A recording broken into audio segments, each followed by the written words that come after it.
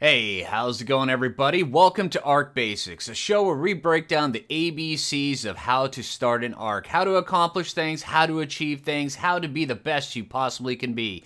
That's right, we're going with the full ABCs of arc. A for arc, B for basics, C for, well, whatever you want it to be. C can be anything. The Enforcer, found in the wild on Ark's extinction map. These guys can actually be kind of good.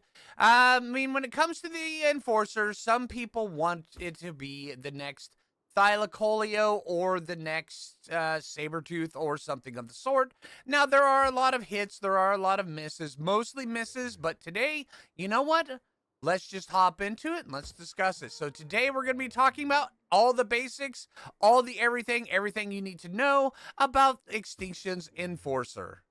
All right, when it comes down to the Enforcer here on the Extinction map, they can be found primarily in the city. Sometimes they do venture out a little bit into the wastelands, but for the most part, it's just within the city. Now, how you get one of these guys? Well, you don't tame it. These guys, they're a non-tameable thing. What you need to do is, well, first up, you can go to any city terminal, open up the city terminal, and inside of it, you can actually see that right here, there's an unassembled Enforcer. This right here will be a level 1 Enforcer. You can craft it up, and you can ride it around just how it is like this. It costs basics of 50 crystals, 60 metal ingots, 30 polymer, 500 element dust, and 20 oil. So if you're just starting out and you're able to get these resources, you can actually craft this at level 1. So yeah, just pay very close attention to that if you are looking to get one of these things. But if you want to get something that is a little bit higher than level 1, what you're going to need to do is find one of these guys out in the wild and then kill it. The higher level ones generally tend to have the highest level. I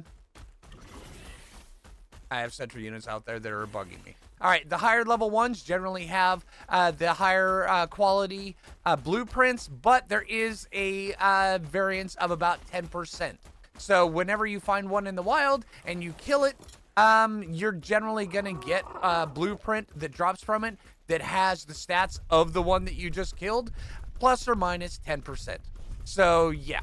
All right, so be very much on the lookout for those guys. Now, out in the wild, these guys, they can be a little bit tricky. Their aggro, it's a little weird sometimes, or at least you think it's a little weird. But what their aggro is, generally, you need to pay attention if there's a scout out in the area. If there's a scout in the area, and the scout comes down and it basically comes up to you and it starts doing its little squeaking and bopping, that scout has marked you. Now, if you go up and you start attacking anything in the presence of an Enforcer that with the scout that is actually taken a likeness to you or it's taken notice of you, it will actually attack you. The Enforcer will. Or also, if you're on a Carno, it's really hit or miss when it comes to the Enforcer's aggro. Generally, I've just looked at it like if I'm going to attack something, the Enforcer's going to attack me. But if I leave everything alone, the Enforcer generally leaves me alone.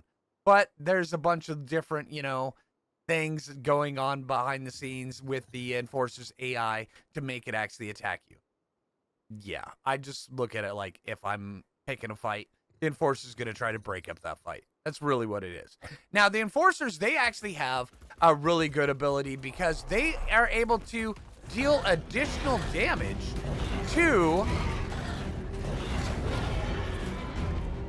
corrupted creatures. They deal 4 times the amount of damage to a corrupted creature. Yeah, you heard that right. 4 times the amount of damage. So these guys, they're really, really good at going out into the wastelands and then farming up corrupted nodules. But as you also notice, they also suffer from a couple drawbacks is they do not get saddles. So they don't have the benefits of having any kind of protection up here, which sucks really bad. Yeah, it means that the Enforcer, well, it's one again, this is going to go down to the miss category. I mean, yeah, you can hop on it and you can ride it without a saddle, but also you're going to be taking a butt ton of damage. Now, also, the Enforcers, they generally don't get a lot of health. So, yeah, you're going to be taking a lot of damage. It's going to really hurt, and it's going to kind of suck. Granted, this one's only level 32, but the max I've seen most Enforcers come out with is about 3,500, maybe 4,000 health if you're really lucky. Plus, that goes down really fast when you start getting hit. Yeah, and then also you cannot force feed them anything to heal up. You just can't, which kind of sucks. Although, if you do put veggie cakes in their inventory, they will eat them, but they won't get any benefits. So do not put veggie cakes in their inventory. Now, over on the right-hand side, you will notice they do not have a stamina. Well, they do have stamina, but they have a energy meter. They don't have a food. So what they have is energy. Now, how you replenish the energy is with element dust or element shards or element itself. I tend to use element dust because, frankly, I've got plenty of it, and also it's the cheapest one of the bunch. So by feeding it element dust, it stays full health. It allows it to regenerate all its stuff over time because it's generally going to. But also, you have to pay very close attention. Make sure you keep element dust in the inventory of your enforcer. It is important. Now, another cool ability that, well, let's go through actually some of the abilities that the enforcer has. One of the first abilities, you will notice that right down here at the bottom, we have these little charges. Now, these charges right here, they're little teleport charges. If you're jumping and you right click, you will actually use up that charge, which regenerates once every 6 seconds. And what it'll do, it actually teleports you. Now, if you, yeah, and this right here, the amount of charges you get, it caps out at 5, but it is determined by the amount of stamina that it has. So as you go up higher, you will get more charges. Like I said, mine is only 32. So I only have 1 charge. But as you get higher level ones, you can actually get all the way up to 5 charges, which means you can just bounce around quite a bit. Also, these guys, they have got the climbing ability of a rock drake.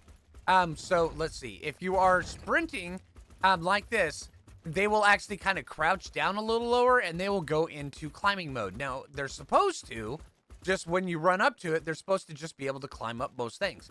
I've never been able to get that to work very well, but if you just jump and you, oh, see, like that right there, it's just not wanting to work.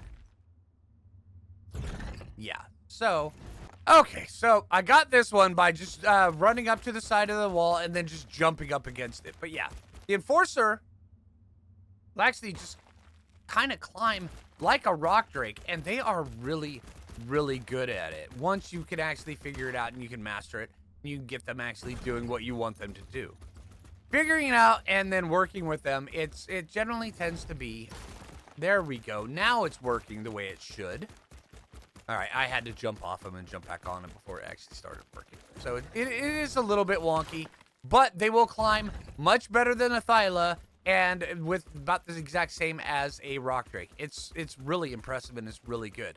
Plus also, they do have a stun mechanic. If you go around and you press C, all right, notice over here on the right, he used up all his stamina and this heart goes down like this. What that is an AoE stun in a round that slows the movement of everything for 4 seconds. And yeah, it has a 10-second recharge, which is pretty cool, actually. But you have to look out for them when you're fighting these guys out in the wild, because the wild ones can and do use it, and they will not think twice about using it because, yeah, they will just mess you up. Be careful with these guys. Although, one of the benefits of these guys, they, well, one of the things is they are actually very susceptible to bolas. So yeah, if you are out in the wild and you're fighting one of these things, you can clearly, absolutely bull it. And so yeah, this guy is very much bullied, and yeah, pretty good. Although, just be aware, they, if you're right in front of them and you bull it can still jump at you. It can still teleport, jump at you, and attack you that way. And then also it can still use a stun attack. So if you bull it, run off to the side and then start stabbing it with whatever you want to do while the bullet is actually effective on it, while it's still working on it. But yeah, just pay very close attention to that. But yeah, one of the extra added benefits of these guys is they have the ability to climb things. They can get vertical really fast, especially in the early game if you're able to get the resources early on, before you can even get flyers, mind you. You can just hop on the saddle of these guys if you can craft it, and then you can fly, or well, you not fly, you can climb up on a bunch of these things. Although there are some surfaces in the city that these guys just do not want to cling to. So yeah, and they're generally like the glass walls and stuff on the city buildings. Other than that, they'll cling to it, they'll climb right up it, and they'll do it really, really well. Also, one of the benefits of these guys is they start off with a really massive weight. So it makes these guys pretty dang good for using as early game for gathering all sorts of stuff, and then also carrying it back to your base because they have a really good weight stat. And then also, they're generally they're not the best at actually harvesting up the light fixtures and the other stuff around, the benches and stuff around the city. They will do it, and they'll do it pretty effectively. So they can get their own energy that way. You don't have to use another dino to harvest up their own energy. Yeah. And like I was talking about hits and misses earlier, well, one of the main misses of the Enforcer is you cannot fire off the back of their saddle or off the back of them. You just can't, which really, really sucks. You would expect something like this that you would be able to, but you cannot. And apparently maybe that's a balancing thing. It's where you don't latch onto a wall and shoot down, but there are dinos that can do that, so that really, kind of doesn't make much sense. But yeah, you can't fire off the back of them, which sucks. And that is a major, major miss when it comes to the Enforcer. However, if you want to use one of these guys from getting to point A to point B within the city, unless if you're using a flyer, the Enforcer does it better than just about anything. Well, while a flyer will just be able to fly through the city without having to deal with anything, the Enforcer, well, these guys with their jump attack, with their jump and their teleport, and then being able to cling to walls, these guys, just getting from point A to point B, it's super easy, super fast, and super simple. And if you get into trouble, you can just teleport out of it. It's really good. Really, really good. All right, and another cool function that these guys have, while, most dinosaurs, they can only move forward and backwards, these guys can actually side strafe. So, yeah. Which means that the mobility of these guys, it's second to none. Yeah, really good. They have, like a Tapajara on the ground, but yeah, they can just side strafe. Very, very cool, and means that while you're busy climbing things, you have a lot more control than even a rock drake does. Although a rock drake, they can jump and glide, but these guys, they can side strafe and they can go do a whole bunch of really cool stuff. Pretty awesome. All right, now in order to show you the difference between a high level one and a lower level one, I'm gonna grab my Argent and go out and see if we can go find ourselves a high level Enforcer, craft it, and then show you the differences between a low level one and a high level one. All right, so I found a level 151 roaming around over here. Now this right here, the amount of requirements it takes to actually craft these guys at a higher level, it just gets absurd at the higher levels. Look at this. 1,358 crystal, 1,629 metal ingots, 814 polymer, 13,582 element dust, and 543 oil. Now, while, the crystal and the metal ingots and the oil may seem like a lot, what are the real killers on this are the element dust and the polymer.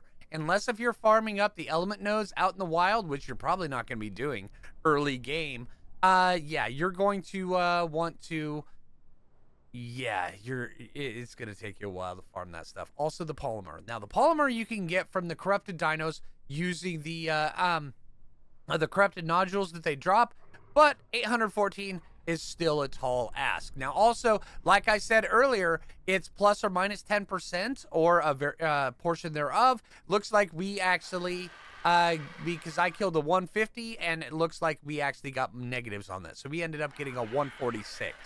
All right, well, I'm going to get this thing crafted. It's going to take me a while, but I'll bring you guys back when I'm ready to show you the difference of exactly what this is. Now also notice he's got a really high weight stat, which means this guy's actually going to be pretty good.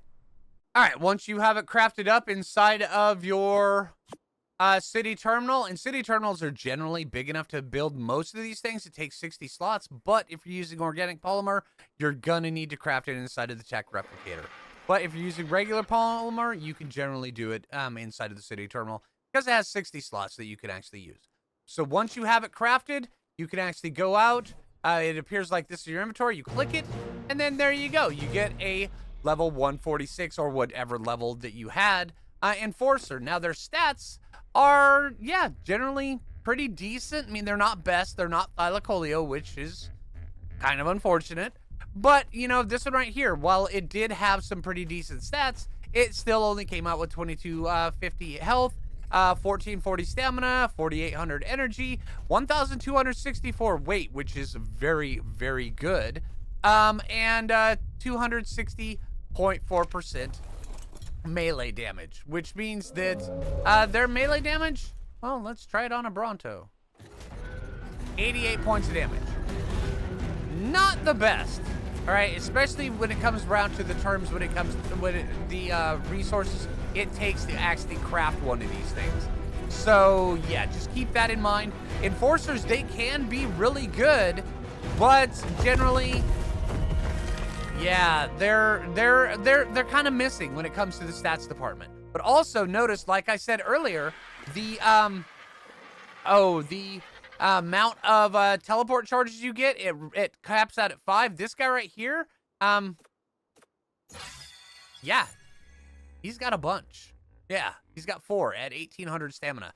Very, very good, which means this guy right here, he can zip all over the map very, very quickly. And then he can take out a bunch of corrupted stuff. But also, yeah, they don't really take that much reduced damage from corrupted things, so just be careful about that. Yeah, it is a thing. But also, one of the things I haven't covered yet is when you find wild enforcers out in the wild, when you kill them, you get electronics, you get oil, you get element dust, you also get scrap metal that you can actually use to you turn into metal ingots at a 1-for-1 ratio. So the lower level ones of these guys, you can farm these guys and make some pretty good, get some pretty good early game resources. It's really good. Just remember, they will stun you out in the wild, and it does hurt, and it does leave a lasting mark if they're able to kill you. You know, it's pretty bad. And these guys, they dish out a bunch of damage, especially when you're on foot. It's surprising how much damage these guys in the wild can actually do to you, and you're not really expecting it, and they unleash fury on you. So just be aware of that. Yeah, they're really good early game farm for early resources that are kind of mid to higher end resources, but it's also very dangerous to do it early game if you don't have a decent dino to ride that'll just plow through them. So just be very well aware of that.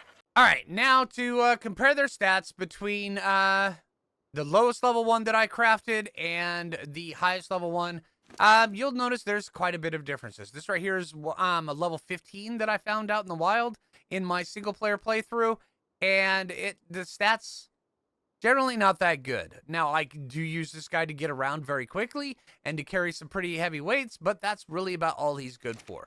He's not really a fighter. He's more of just a beast of burden. This guy right here, yeah, I mean, this is the high level one, the level 150 that I found. Yeah, generally pretty good, but not really the best. If you want something like this, I would say save your resources and go tame a Thylacoleo instead. Yeah. So anyway, that's the basics on the Enforcer. I hope that this video helps you out. Yeah, my advice is if you find one early on and a lower level one that you can get quickly, use that until you get something better. Or, find and get a really good one and then go with that. Because they do have their bonuses. They do have their pluses. They definitely have their minuses. But, yeah, it is what it is when it comes to the Enforcer. So, hey, I hope this video helps you out. If you haven't already, make sure you click that like button. I really appreciate it. If you're new around here, subscribe. And until next time, this is Phlinger, and take it easy, everybody.